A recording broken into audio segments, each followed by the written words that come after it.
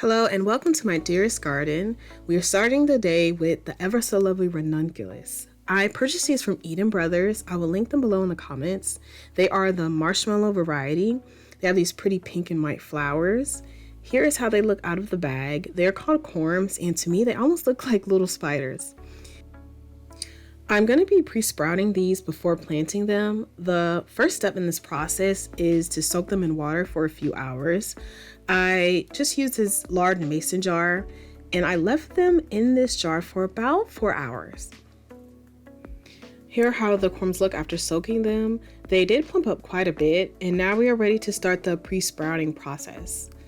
I am using a 10-20 tray and I'm filling it with some potting mix. And the reason I am pre-sprouting these is because these corms have been in my garage for over a year. They arrived to me in February 2021, and I don't know what happened during that time, but they never got planted. So they've been sitting in my garage since then. So I want to see if these are still viable before planting them out into the garden. I'm filling this tray up and adding the corms to it. And when I'm adding the corms, I am putting them with the claws facing down. I read that if you can't tell which way to place the corms, then you can get away with laying them on their side and they will still grow. But all of mine were easily identifiable, so I didn't run into that problem. Once they're all in the tray, I'm going to put more soil over them and then water them in well. And I'll be keeping these moistened throughout the pre-sprouting stage in my garage. Here we are about 10 days later, and just about all of them have sprouted. I was shocked to see this because I thought they wouldn't be viable since I've had them for so long, but look, we have growth at the top and roots at the bottom. Yay, so excited. I decided to put them in this pretty terracotta pot I bought from TJ Maxx. My hope is to use this as a nice centerpiece on my concrete seating area once the blooms start to show. I think that would be really pretty. So I'm placing these about 3 inches apart. I want the end result to be a full ranunculus display. Here you can see how I'm placing them a little bit better. I started near the edge of the pot and I'm just working my way towards the center until the pot is completely full with corms.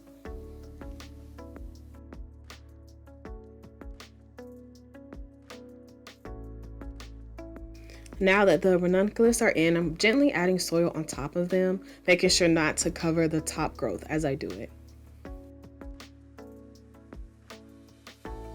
Gonna water all of them in well and leave them in a sunny area. I had a few corms left, so I ended up sticking them behind some tulips in my front yard.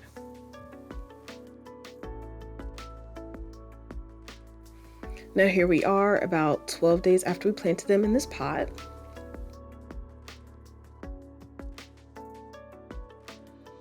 And here is how they are looking now, about 2 weeks later from that last update.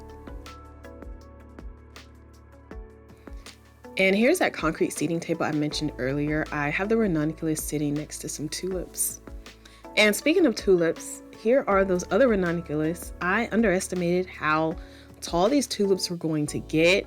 So I think the ranunculus that I planted behind here aren't getting enough sun. So we'll see how those go. Next we have the Gladiolus. I bought these from Dollar Tree, or shall I say $1.25 tree. When I got these, that change hadn't happened yet though, so these were just $1. 4 came in the pack. One actually had 5 in the pack, which was pretty cool. These reminded me of tulip bulbs, the way they are shaped. They also have to be soaked in water, but for 24 hours. So I put them in the jar and just left them in the garage and brought them back out the next morning.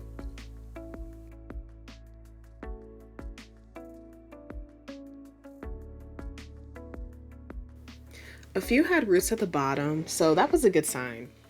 I decided to plant these near some allium bulbs that were coming up. Gladiolus get about 4 feet tall, so seeing them mixed in with the alliums would be nice.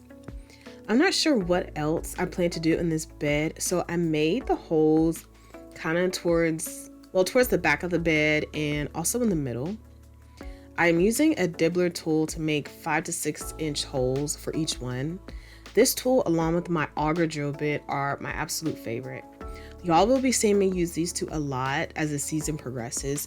It just makes digging holes so much easier. Next, I'm adding some fertilizer to the area and in each hole. The kind I'm using is a bulb tone by Espoma.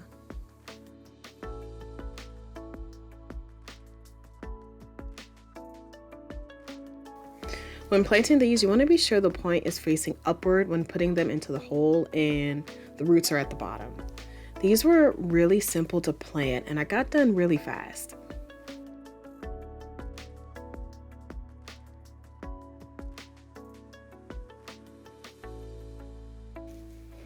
I'm using these pretty butterfly stakes to mark where I planted the Gladiolus. I am so forgetful, so these pretty butterflies will help my memory.